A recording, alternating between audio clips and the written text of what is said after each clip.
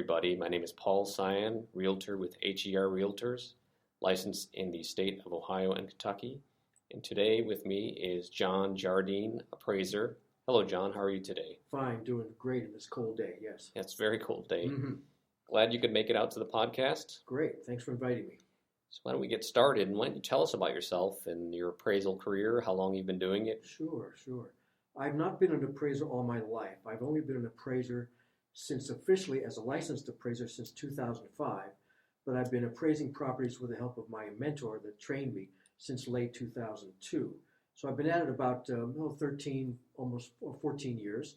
And during that time, I've been lucky enough to appraise properties. I think the total now is about 5,300 properties. Wow. And a total of a value of about 1.4 billion. That sounds like a lot. It sounds impressive, but yet I've got friends in the business that have been at it 35 years, and I can't even imagine how many they've done and what their values that they've appraised at. So I'm just a novice at this. I've only been at it almost 14 years. Okay. My coverage area covers Ohio, southwestern Ohio that is, and northern Kentucky. So my primary counties are, of course, Claremont, Warren, Hamilton, and Butler, but I also venture out into Brown, even to Adams. I go up to Highland, Okay. Clinton, sometimes Fayette, but not that often. Sometimes Montgomery County in north in the Dayton area, and sometimes even a little higher, even to Miami County. And then the top three counties in northern Kentucky: Okay. Boone, Kenton, and Campbell. Okay. My primary coverage, though, is the four main counties here in southwestern Ohio. Okay. And that kind of brings up the question in my mind.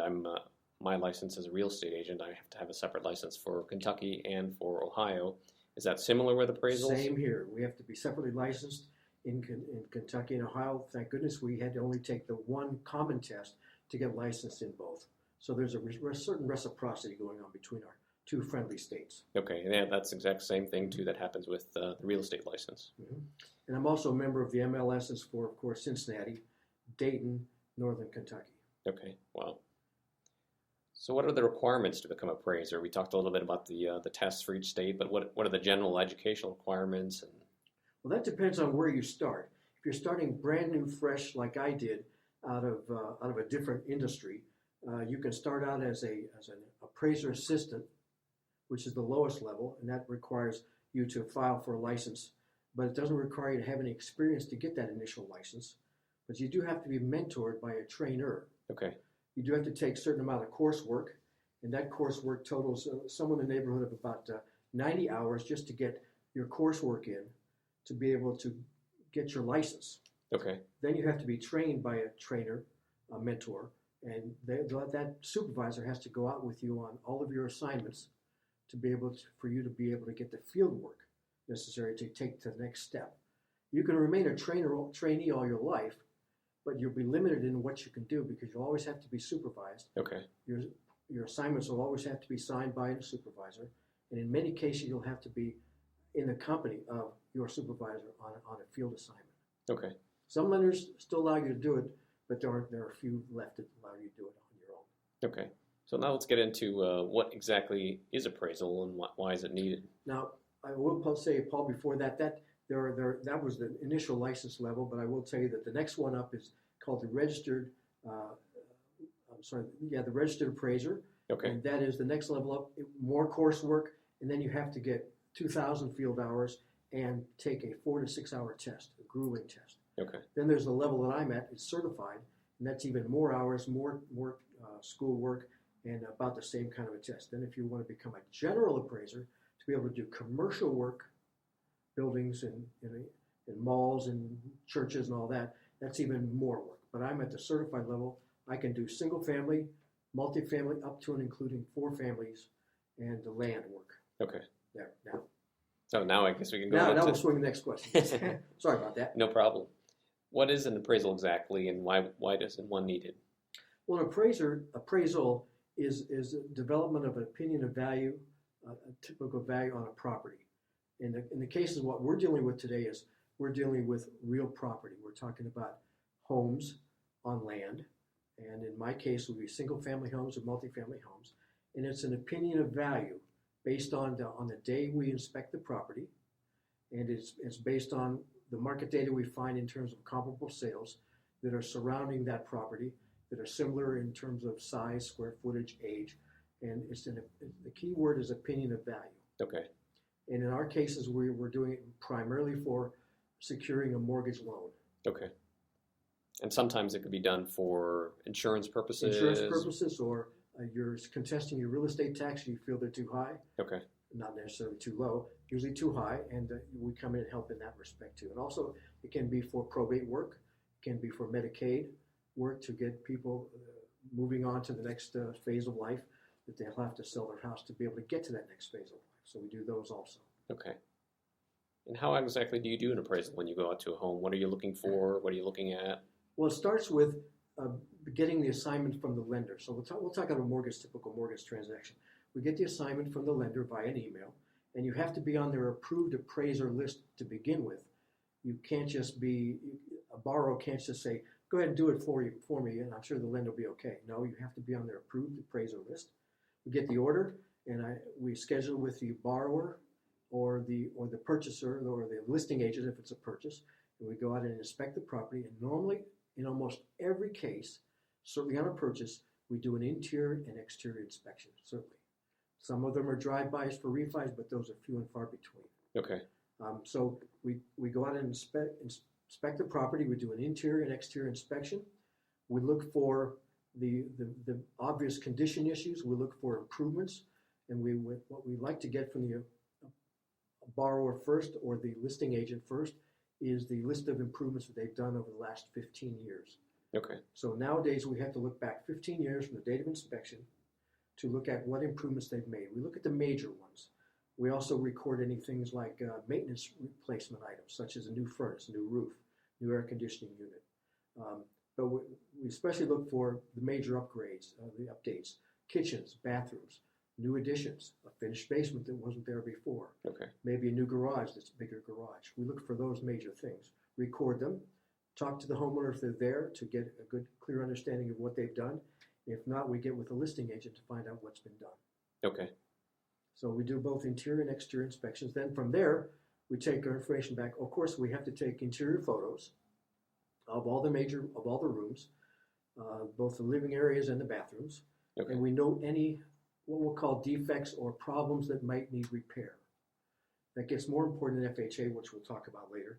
But we do note anything major with the foundation. We look for any structural issues. We look for wear and tear that might affect value as compared to other comparables in the neighborhood. And we take all that information, come back, feed it into our appraiser software. We look for comparable sales. And almost all of our lenders require us to find and photograph the comparable sales from the street. So we have to do that also. And speaking of comparables, we have to first start with the neighborhood and look outward for similar size homes, similar age, similar quality, and maybe similar upgrades or updates. We'll work outward from the street to the surrounding streets to the neighborhood to the subdivision, and then if we have to go further than that, depending on the complexity or size of the property, if it's a lot of acreage, we may go out whole township or maybe even multiple counties. Okay. So how long does it take from the initial assignment to the final product? It usually takes, from the time of the inspection and doing all the analysis, it might take anywhere from 1 to 2 to 3 days after the inspection to get the product, that is the assignment, to the lender. Okay. Then, of course, from the lender, they send it to the underwriter. The underwriter takes a look at it and looks for anything that they may have questions on from their checklist. Then if it's a Fannie Mae or Freddie Mac backed transaction, they feed it into their system, and their system may kick out things that they don't like or may need further explanations on. So we've got multiple layers of checkpoints for us to get involved with. And if they got questions on things, they'll go back to you with that? Yes. Okay. Pretty much fairly quickly, yes. Okay. And how can a homeowner or somebody who's selling their house or, they're getting ready for an insurance purposes or refinance and the appraiser is going to come out, what's the best way they can prepare for that appraiser? Well, the best thing they can do is, in fact, some of the things I saw on your website talks about prepping for a sale or a mortgage transaction is, make sure your appliances are in working order, your electrical outlets are working, the lights aren't burned out. Now, Sometimes we get excited about personal property that is clutter. We try to overlook the homes that are just too much clutter because maybe there's a lot of kids around and they're just having that time to clean up. We don't get too worried about that because all that personal clutter can be removed quickly, and in terms of the rest of the house is fine. So we don't get too excited about that. But if it's one big trash heap, then we really get concerned about the rest of the house and how it might affect. So we look for, we look for those things that you had on your website about getting it ready in terms of making sure the appliances are working, because we'll have, in some cases, we have to test for those also. Okay. So what we do ahead of time, many times, is ask them for a handwritten list of their major improvements they've done in the last 15 years, so I can get that from them when I arrive on the property. If it's vacant, then I try to get that information from the listing agent who gets it from the sellers who have since gone. So we try to get those because we feed those into the system also. Okay.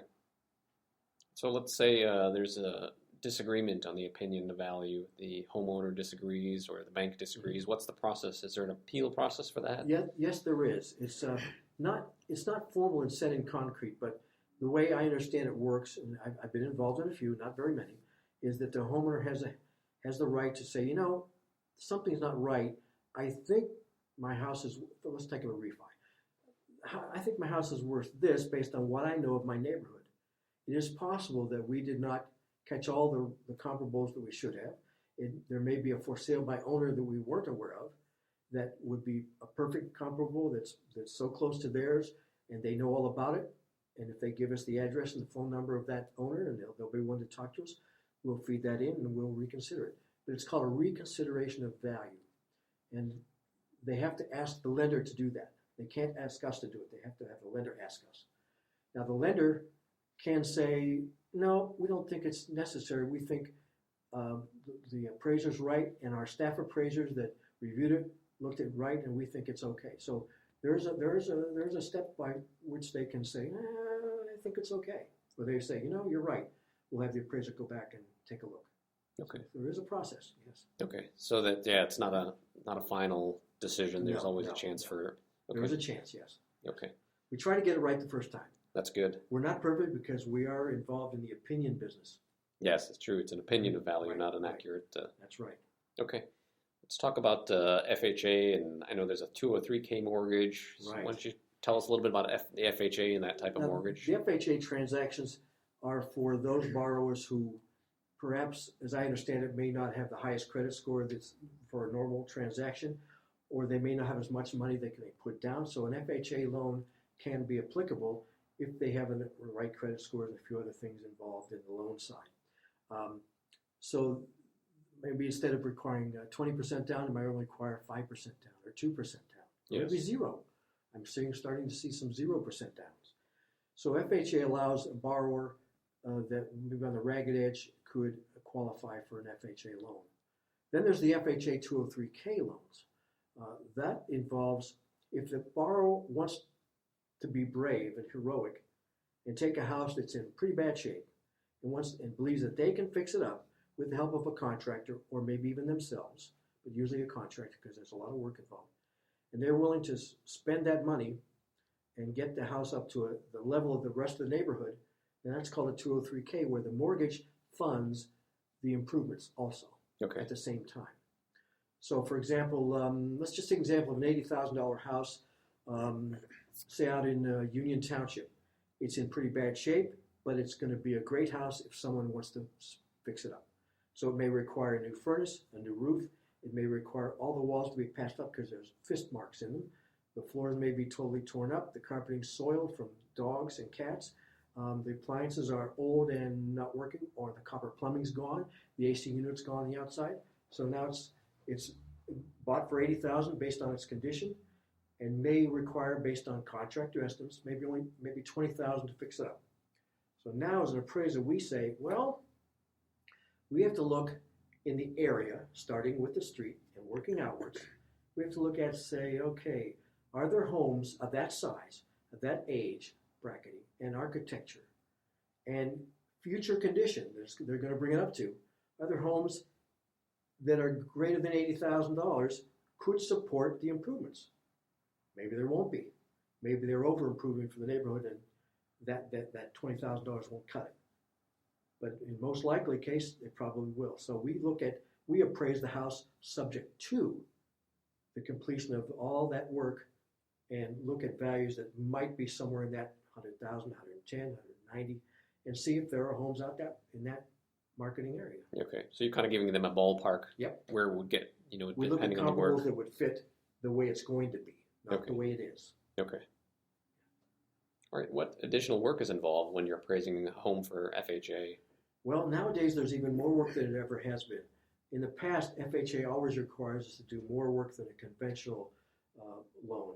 We have to look at the safety, soundness, and security of the home. We have to look at in more detail areas such as peeling paint, roofs that are near the end of their lives. Are they within the fall radius of a radio tower? Is it an area where they are currently on septic and maybe public sewer service available, but they haven't gotten to it, so we have to look at could there be public sewer service. Same thing with water service. They might have a cistern or well. Could public water be run to that house, and how much? We have to look at the cracked windows, the safety issues, no handrails on steps 3 or more. We have to look at all those issues on FHA, so we spend more time looking at that. Since September of this last year, we've now had to go in and do a lot more testing of systems and appliances. Okay. We now have to look at and turn on, we really do, we have to check the microwave, if it's built in. We have to check the range to make sure it turns on. We have to check the dishwasher. We have to check any other appliance that's in the house, check the garage door opener. We have to check the heating system to make sure it turns off and on. Now, in some cases, we can't touch them because it might be heat pump in the winter, and that wouldn't be a good idea to turn that thing on. Yeah, that's true. Air conditioning on the side of that. So we have to test as many things as we can test. That's something new. That adds more work to our process and more time. So that's something new. Okay, that's yeah. So there's a lot more work. Yeah, it seems to be bordering on to some of the home inspectors' duties. In fact, we're wondering how this evolved into doing what the FHA approved home inspector would do when they're going out and doing the same thing. Okay.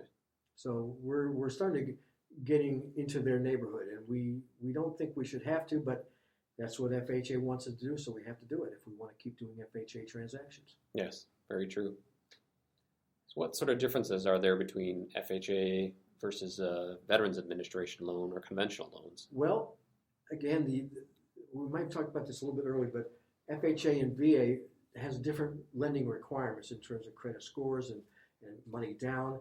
And on the VA and FHA side, they have about the same level of inspection requirements on our side, but VA, to my knowledge, has not yet gone to the level of making us test for all the appliances and all the extra work in terms of the appliances.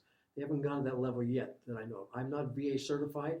It takes a little bit more work and more approvals and more references to be able to make that happen. So I'm FHA only, but not VA. Okay. But I believe it's very similar until recently with the new additional testing requirements. Okay. FHA. Has the introduction of the new TRID regulations, has that impacted the appraisal process at all? I'll tell you, in my instances or my experience so far, it hasn't affected me. I have not seen an increase in the amount of days it takes to get the process through. We have not been asked by any of my lenders to speed it up because we have a certain window of opportunity they got to work with. I have not seen it, so I can't say it's affected me yet. But I understand that from the lender's side, they're under much additional scrutiny to get it right the first time. And I guess what we'll call is getting the right estimates right, good faith estimates correct. They have to get the appraisal fee buried in there and correct in there. They have to get a few other things in terms of closing cost points, and they have to have it solidified, or they have to start over if they get it wrong. I'll give an example. Suppose I normally quote a fee of X, and I'm not going to use a number yet. I won't use a number. But suppose it's X, and for no more single-family residence property. But I get an order saying, "Oh my goodness," be careful here. "Oh my goodness, this one is on 20 acres, and it's a 6,000 square foot home with a pool inside the house, buried in the house, with a basketball court, and it's going to be a monster. And I know there are no comps. That's what we call a complex assignment. It's not going to be your standard run-of-the-mill single-family $250,000 house. So we may go back to the lender and say, "Oh boy, we can't do it for the fee we normally charge, or that you normally have in your fee schedule. We're going to have to charge this." They're going to say, "Uh-oh, we've already committed to this, and we're going to have to go back and start the whole process over in terms of deadlines, because you say you need more time and money, and we have to go back to the borrower and say, you're going to have to pay more." Okay. So, but been lucky so far in that I haven't had to do that yet. I've come close, but not yet. Okay. We've had some doozies lately. Okay. That's good. That's all the questions I have for you today. Do you have any final comments or thoughts? Other than just getting your reaction as to what's been going on lately with the market and how you see the closing process. Have you seen any impact with the new regulations coming out with the TRID, the Truth in Lending document that is what is concerning a lot of people so far? I know with our brokerage and closing process, they've stated that, initially until all the regulations are kind of worked out, hammered out, that they want us to wait, or put closing dates at least 60 days out rather than 30 days out, just to give more time for the banks and the appraisal process and the inspection process. And I'm seeing that also too. I forgot to mention that I've seen longer closing dates, which gives a little more time to get the right, get the job done. And so I'm seeing that, but no impact on fee blowbacks yet. But I haven't had any complex properties that are really nasty. Okay. Yeah. Yet. Yeah. I've heard of people saying that they've closed within their 2 to 3 day process, even with financing involved. So it's been quick for some people, and other people are, you've probably seen the internet memes. We're waiting for TRID before we could close. Right. They've been waiting since Christmas or before. And I think the market is okay in terms of sales. I think it's the typical winter doldrums right now. So we're all expecting the spring to be hopefully a very good gainer in terms of growth, in terms of volume, and hopefully the lack of active listings, hopefully the inventory will improve so that we can sell more homes. Definitely. Well, thanks again, and we John. can appraise more too. Thanks again, John, for being on the podcast. Thank you for inviting me.